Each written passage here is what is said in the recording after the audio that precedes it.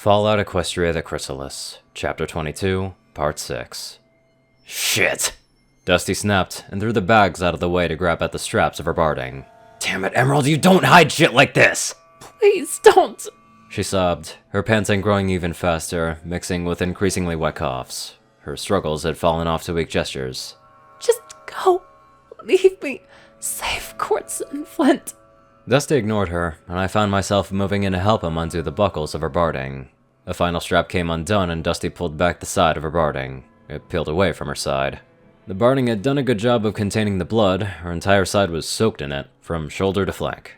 She sobbed softly, and each cough produced a little surge of blood from the tiny hole in her side. Fuck! Dusty blurted, then grabbed my hoof, pressuring it over the hole. I almost drew back from the surge of warm blood that met me, but Dusty barked. Pressure! While I pressed on the wound, trying fruitlessly to stem the flow of blood, he grabbed at her foreleg and the pit buck clasped to it. Let me see, he said, his voice much softer, though his grip was firm when she tried to pull it away. Easy, he said, his other hoof moving to her neck. We'll take care of this. She whined and coughed under my hooves. Please, just go. Dusty ignored her, except to give a reassuring stroke along her neck. His other hoof poked at the pit buck, switching to its medical display. I was a bit too far away to make out what it said, but still close enough to see the several flashing warnings it was giving. It's okay. Emerald said, giving a weak smile. You can't save me, I know. A short fit of coughing interrupted her. But you can still save Quartz and Flint. Please, just go. Dusty ignored her.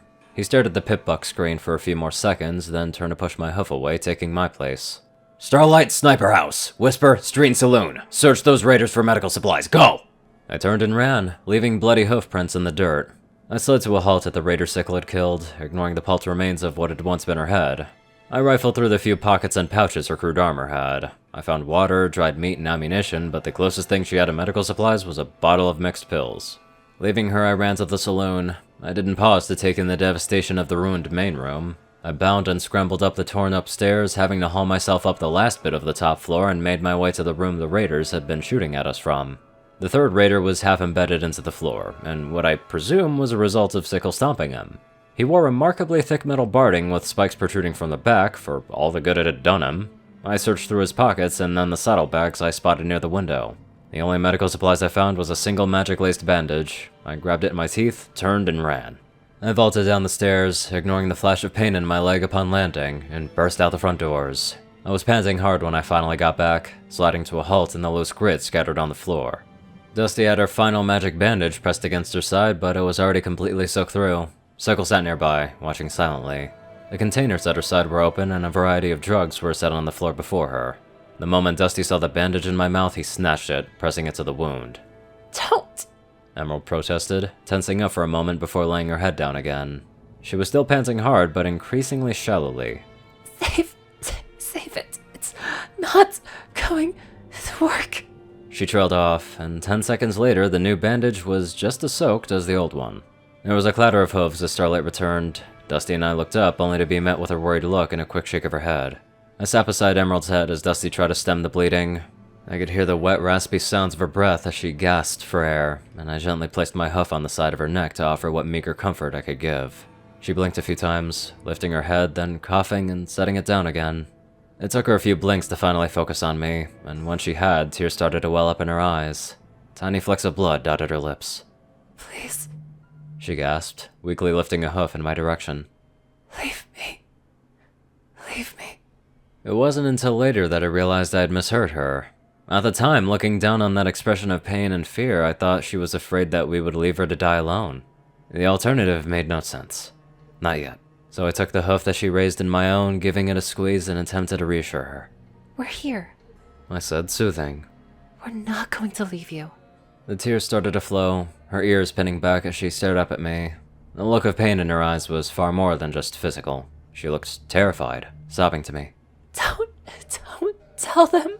She was interrupted by another fit of coughing, and ended with her head slumped to the ground, eyes half-lidded. Don't tell them. I leaned in, stroking at her neck as I squeezed her hoof again. I wanted to keep her talking. Don't tell her what? She coughed again, only weakly. About me. She gasped, and another cough. Don't Pastel. She trailed off, giving a few incoherent mumbles as her eyes shut. As she fell silent, the pace of her breathing changed. It was weak, and so shallow that her chest barely moved. What about you? I asked, but she didn't answer. Her hoof had gone limp in my grasp. I released it, my hoofs cradling her head to angle her face up. My heart was hammering again. Emerald, stay with me. Don't tell them what about you. Keep her talking, Dusty called out. I'm trying. I gripped her head, leaning in close. Emerald? Emerald! Wake up! Don't tell them what about you! Shit, Dusty muttered beside me. As I tried to get her to wake up, he looked over the pip-buck screen again. Damn it. Whisper, give her a hit of dash! I set her down, immediately following his order and snatching up one of the inhalers laid out before Sickle. Are you sure that's a good idea? I asked, even as I popped off the cap and pressed the nozzle into her mouth. It's a terrible idea, Dusty said, glaring down at the pip-buck. But it's all we've got. I pressed down on the inhaler, sending a spray of the drug into her mouth. She twitched, and then gave a phlegmy cough as her body jerked in response to the powerful stimulants. Her eyes fluttered open, but they didn't focus. No. Her gaze weaved around, her eyes unseeing. It was real.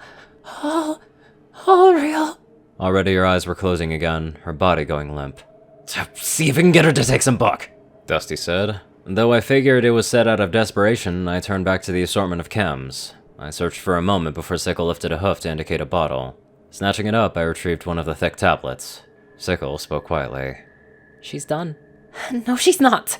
I reflexively replied, lifting Emerald's head a bit to open her mouth and slide the tablet in. Emerald, I need you to swallow this. It'll help. Of course, she didn't respond. She was completely limp again, her eyes half shut and unresponsive. I glanced on the screen of her pip-buck. More warnings had shown up and the vital signs were steadily diminishing. I gave her a gentle shake. Come on, Emerald. Talk to me. Nothing. I looked back to Dusty. What do we do? He just stared down at the pip-buck and slowly shook his head. His hooves lifted from the sodden bandages and rested softly on her side. My ears fell. I wanted to protest, to do something, but I couldn't. There wasn't anything to be done. So I sat there, watching the pip-buck screen, knowing what was coming. Time passed slowly, agonizingly. Numbers I didn't quite understand slowly changed on the medical display. Mostly they marched steadily downward. Several words, mostly starting with hypo or tatchy, flashed red on the screen. Then a larger warning flashed, clear and dominant on the screen. Respiratory arrest. Just a few seconds later, another warning joined the first. Cardiac arrest. The eyes of the cute little cartoon pony on the medical screen turned to X's. Dusty lowered his head. Starlight sniffled. Myself? I stared down at Emerald, my ears hanging low. I just sat there, watching, and waiting, and dreading. And seconds later, the green flames flashed across her form, revealing the glossy black beneath. Oh, that couldn't have been any more fucked. Of all the chances of that happening, that probably was slim to none. Anywho, let's get on to our healthy donators. Top donators are 630, Peter Coulthard, J Tinman, Darkside, and Only One Thing. Dash of Evergreen, Rayden, Narwhals, Blackmoonheart, Pastel Skies, Austin Rollins, Crazy Killer 557, Stu Hex, Sword Brother and Mordred, Omicron Lyrae, Will, Chris Twinkie, Hazaza, Riot Soul, Dospo, and many more fantastic people. Thank you all so much for watching this video and live life to the fullest.